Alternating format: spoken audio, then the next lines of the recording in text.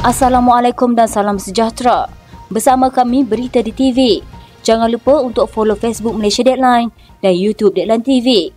Antara menarik hari ini, Perdana Menteri beri dana 10 juta ringgit bertingkat akses keadilan. Sanusi ditempelak untuk belajar ekonomi. Pakatan Harapan yakin 16 kerusi DUN Kedah akan menang. Perdana Menteri dakwa Dr. Mahathir terdesak menghancurkan perpaduan.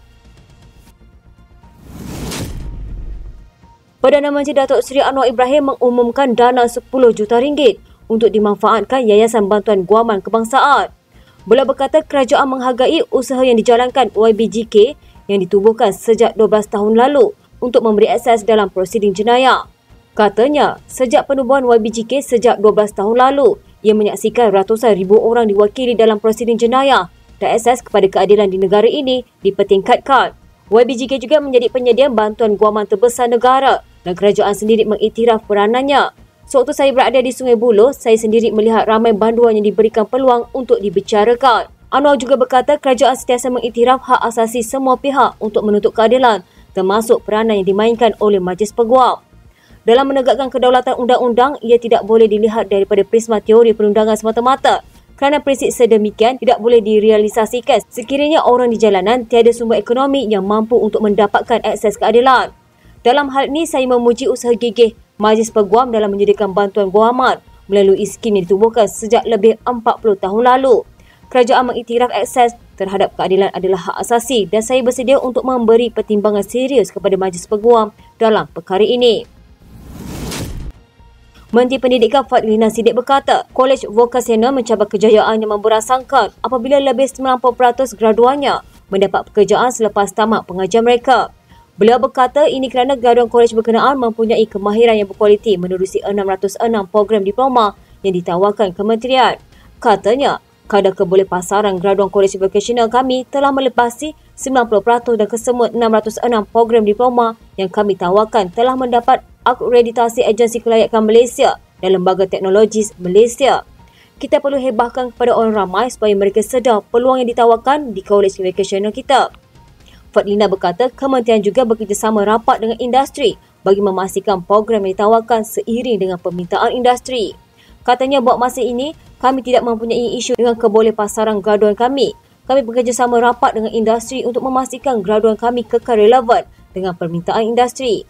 Beliau berkata kementerian juga sedang melaksanakan 2 program baru membabitkan kolej vokasional tidak lama lagi. Katanya yang pertama ialah program khidmat masyarakat KV Insani Malaysia Madani di mana pelajar akan turun padang untuk menjalankan aktiviti amal berdasarkan bidang latihan mereka. Kedua ialah Tafiz TVET untuk menyediakan latihan teknikal kepada pelajar Tafiz di seluruh negara. Perdana Menteri Datuk Seri Anwar Ibrahim berkata pindaan Artikel 15-A Perlembagaan Persekutuan bagi menyelesaikan isu kewarganegaraan membabitkan anak warga negara yang dilahirkan di luar negara bakal dibentangkan di Parlimen September depan.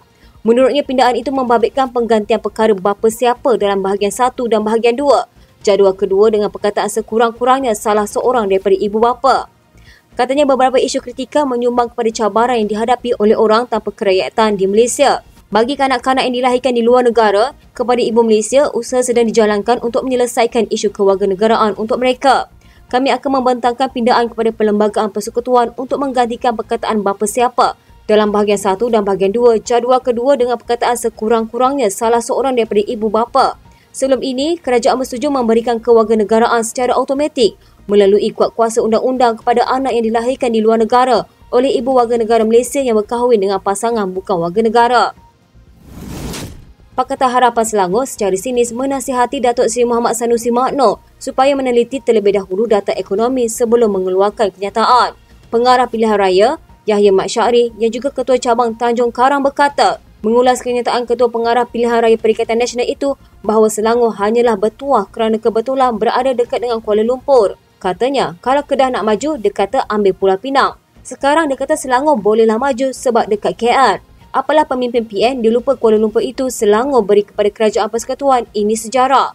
Baru-baru ini Sanusi yang juga pengarah Pilihan Raya PAS Pusat berkata, hujah bahawa Selangor menjadi negara termaju di negara ini kerana ditakbir PH dapat disangkal.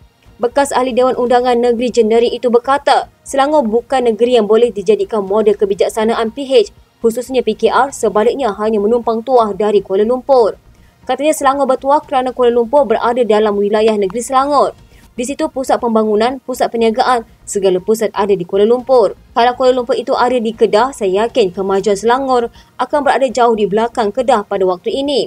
Dan kemajuan Kedah yang ada Kuala Lumpur di dalamnya akan melonjak lebih jauh. Mengulas lanjut, Yahya berkata, Sanusi perlu tahu bahawa Selangor menyumbang 25.5% keluaran dalam negara kasar, KDNK, terbesar dalam negara pada tahun lalu. Katanya, baca data sedikit Sanusi. Kena belajar sikit tengok data ekonomi sebagai Menteri Besar. 1/4 ekonomi di negara kita ini datang dari Selangor. Kedah, Kelantan, Terengganu sumbang apa? Campur tiga negeri ini tak sampai 10% pun. Untuk rekod, Selangor mengekalkan prestasinya sebagai penyumbang KDNK tertinggi Malaysia bagi 2022 iaitu 25.5%, meningkat 0.7 berbanding 24.8 pada 2021. Sebaliknya, Kedah pula merekodkan KDNK sekadar 3.2% pada 2021. Timbalan Presiden Amanah Datuk Seri Salahuddin Ayub berpendapat sikap PAS yang tidak berhasrat mengemukakan rayuan terhadap keputusan petisyen pilihan raya bagi Parlimen Kuala Terengganu seolah-olah mengaku wujudnya unsur rasuah. Katanya tidak rayu ini maknanya secara mudah ia mengaku. Mengapa tidak rayu? Kalau isu teknikal itu saya rasa bolehlah kita pandang sepi, tapi kalau orang tuduh kita rasuah, lakukan rasuah pilihan raya, tidak merayu, jadi ini mungkin ada something wrong. Saya rasa pelik sedikit kerana sepatutnya kalau kita betul-betul pertahankan kita tidak rasuah, maka logiknya kita akan rayu kes itu di peringkat Mahkamah Rayuan. Kemarin Setiausaha Agung PAS, Datuk Seri Taqiyuddin Hassan berkata, keputusan tidak mengemukakan rayuan itu bagi memastikan kebajikan rakyat tidak terabai disebabkan ketiadaan ahli parlimen kerana Mahkamah Persekutuan akan mengambil masa 6 bulan untuk menyelesaikan kes itu. Pada 27 Jun lalu, Mahkamah Pilihan Raya Terengganu membatalkan kemenangan Datuk Ahmad Amzad Hashim yang mewakili PAS bagi kerusi Parlimen Kuala Terengganu pada PRU15. Hakim memutuskan bahawa pihak penpetisyen iaitu calon Barisan Nasional Datuk Muhammad Zubir M. berjaya membuktikan perbuatan rasuah telah berlaku dengan tujuan mempengaruhi pengundi. Dalam PRU15 lalu, Amzad memenangi kerusi Parlimen Kuala Terengganu dengan mendapat majoriti 40,907 undi selepas menewaskan 3 pencabar lain termasuk Muhammad Zubir. Pengerusi Pakatan Harapan Kedah Mahfuz Omar berkata, Pakatan Harapan dan Barisan Nasional Kedah meletakkan keyakinan mereka mampu menewaskan Perikatan Nasional dalam pilihan raya negeri 12 Ogos depan. Beliau berkata ia berasaskan formula 16 kursi Dewan Undangan Negeri dalam tangan dan hanya memerlukan 3 kursi lagi. Katanya keyakinan itu berasaskan data dan statistik. Katanya kekuatan kita memang ada di bandar dan pinggir bandar, tapi apa perlu dilihat ialah perubahan sekarang sudah sampai ke luar bandar. Perubahan untuk orang pengundi rasa sudah tak dapat nak terima PN lagi. Mungkin mereka terpengaruh dan terpedaya seperti diungkapkan sebelum pilihan raya. Mereka rasa macam bersalah undi PN dengan mempercayai sentimen ditiupkan. Kononnya ada ancaman kepada agama dan bangsa.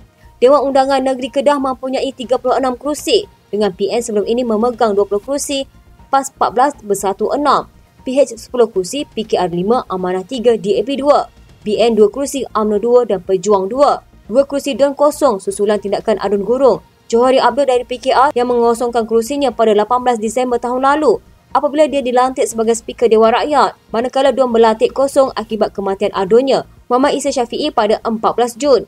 Don Kedah dibubarkan pada 28 Jun dan pilihan raya mesti diadakan dalam tempoh 60 hari selepas pembubaran. Terdahulu media melaporkan Menteri Besar Sementara Kedah, Muhammad Sanusi Maknur mencadangkan pembangkang supaya terus berangan-angan untuk merampas Kedah daripada Perikatan Nasional.